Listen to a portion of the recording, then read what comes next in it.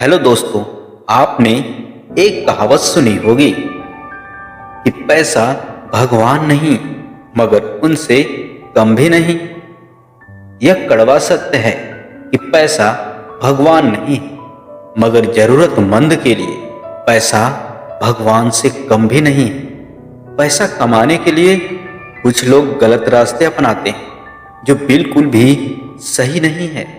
महात्मा बुद्ध की ये कहानी आपको धनवान बनाने में मदद करेगी। भगवान बुद्ध एक दिन वन से गुजर रहे थे तो देखा कि एक व्यक्ति जमीन खोद रहा था। उसे देखकर भगवान बुद्ध विश्राम के लिए वृक्ष के नीचे बैठ गए। उस व्यक्ति को जमीन खोदते खोदते एक कलश मिला।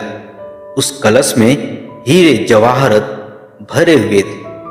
तो उसने सोचा, आज मेरा भाग्य जाग उठा है। उसने कलश बुद्ध के चरणों में रखा और कहा, आपके आशीर्वाद से ही मुझे यह बहुत सारा दौलत मिला है।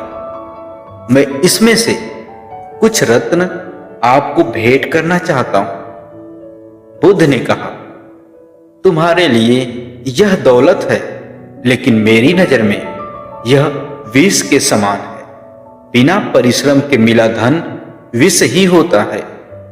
वह व्यक्ति नाराज होकर कलश लेकर चला गया। उसने हीरे जवाहरत बेचकर संपत्ति खरीदी और गरीब से धनवान हो गया।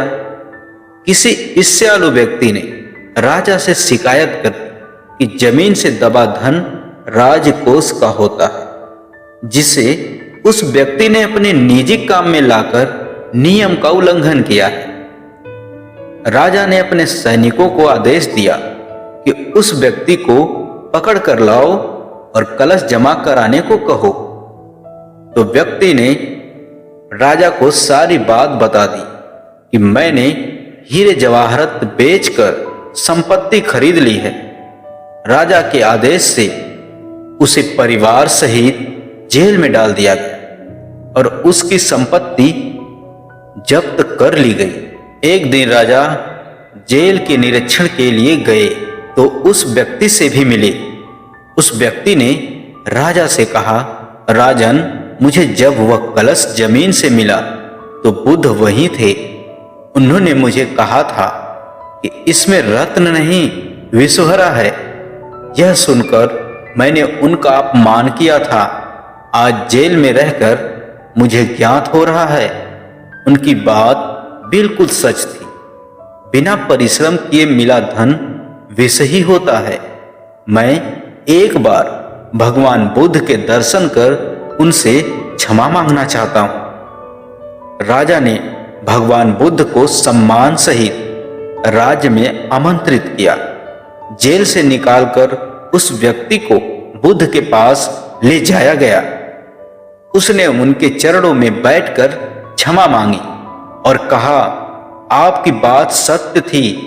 कलश में वास्तव में विष था जिसने मुझे जेल भिजवाया।